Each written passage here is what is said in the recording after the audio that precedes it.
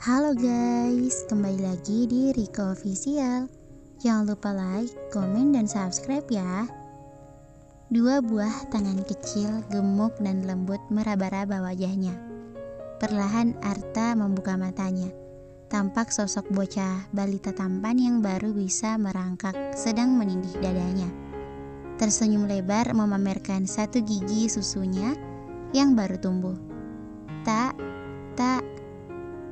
Celoteh lucu dan menggemaskan meluncur dari bibir mungil itu bersamaan dengan air liurnya jatuh tepat di dagu Arta.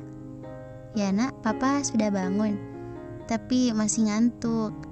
Arta memeluk bocah balita itu dengan lembut dan kasih sayang sambil memejamkan matanya lagi. Lalu terdengar suara lembut yang sangat ia kenal. Bangun sayang. Pelan-pelan ia membuka matanya kembali. Menatap Anya yang tersenyum hangat di atas wajahnya. Jangan bilang ini mimpi. Ia bahkan tidak ingin mengusap-usap kelopak matanya agar mimpinya tidak buyar. Ayo sayang, jangan ganggu papa, kata suara Anya lagi sambil mengangkat bocah balita dari pelukan Arta. Kedua tangan Arta lalu terulur ke atas, menanti giliran pelukan dari Anya.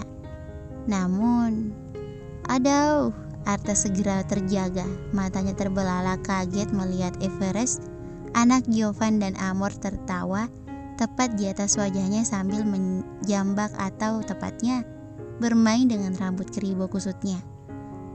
Ternyata hanya mimpi. Arta mendesah kesal, kecewa mimpinya buyar. Kenapa gangguin Om Arta tidur sih, Ev? Arta balas dengan menarik gemas kedua pipi cabi Everest yang langsung berceloteh ramai. Tak. Akhirnya Om Arta bangun. Terdengar suara Jovan.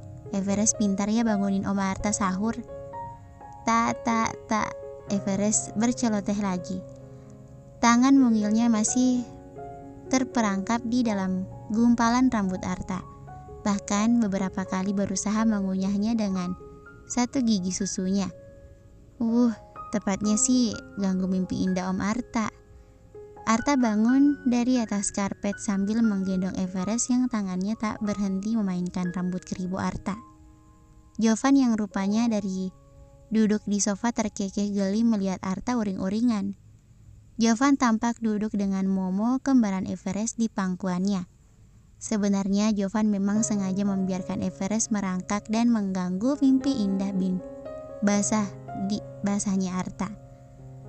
Pasti dedi kamu ya yang suruh ganggu mimpi indah Om. Arta melirik pura-pura sinis dengan sebelah mata disipitkan. Maksud mimpi basah lo tak? Timpal Jovan sambil berdiri dengan menggendong Momo. Arta mengusap dagunya yang basah lengket karena air liur Everest masih tertinggal di sana. Benar-benar Jovan, dia memang habis mimpi basah. Tapi mimpinya dibasahi oleh air liur anaknya. Om Arta, Dedi, ayo sahur, makanannya sudah siap. Amor muncul dan mengambil alih Momo, bersamaan dengan suaminya yang mengecup ringan keningnya.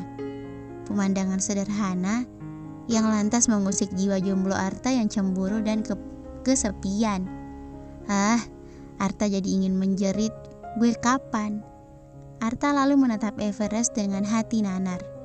Om, boleh kecup basah kamu? Enggak, Ev. Tak. Oke. Arta mengecup gemas pipi gembil Everest yang tangan mungilnya langsung balas menampar wajah Arta dengan telapak tangan mungilnya.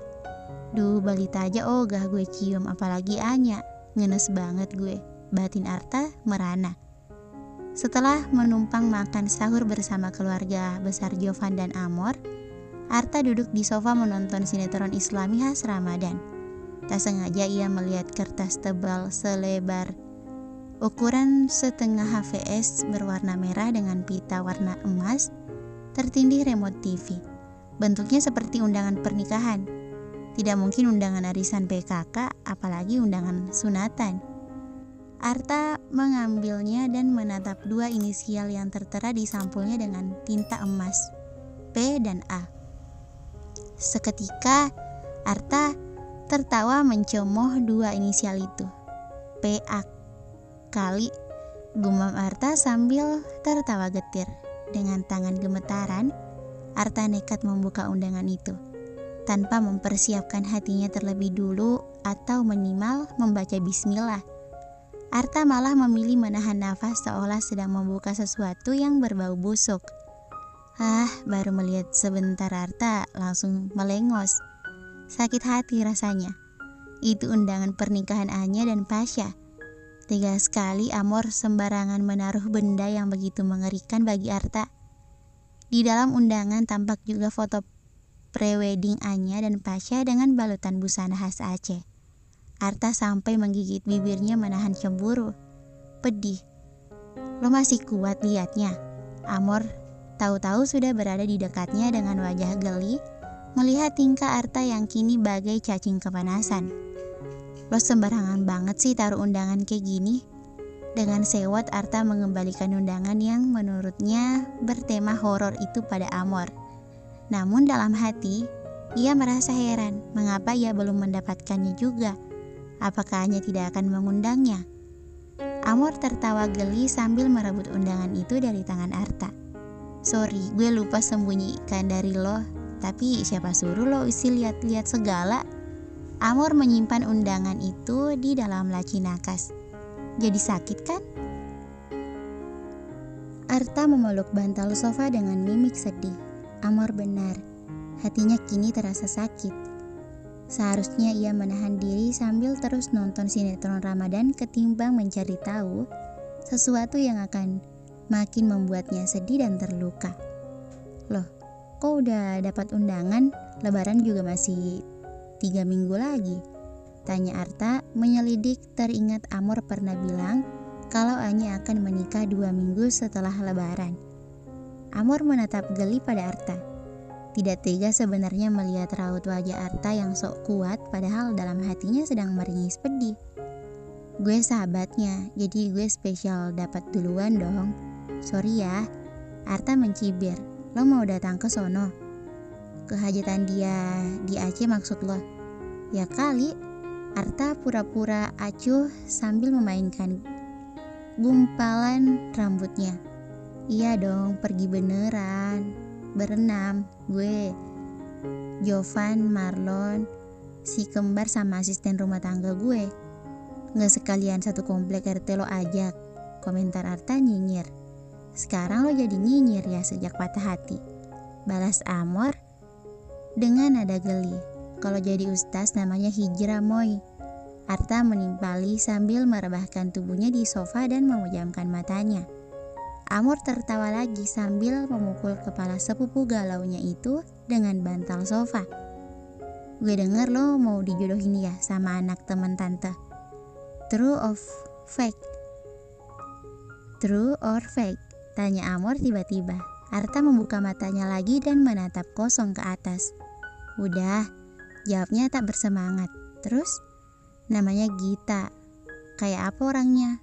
Cantik, muda banget karena baru lulus kuliah.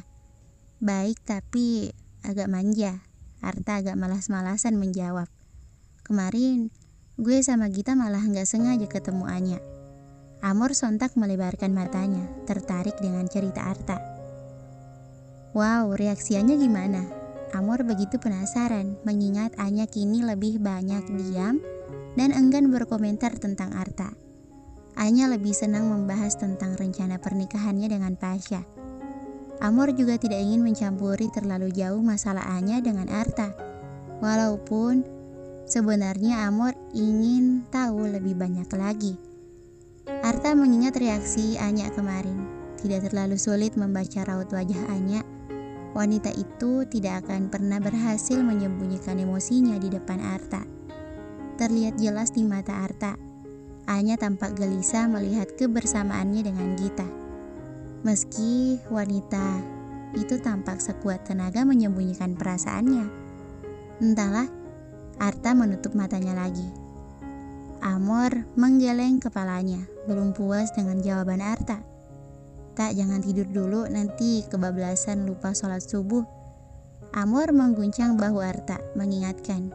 Gue cuma merem nyonya, bukan tidur, sahut Arta masih dengan mata terpejam. Amor berhenti mengusik, ditatapnya wajah dan rambut mengembang Arta dengan prihatin.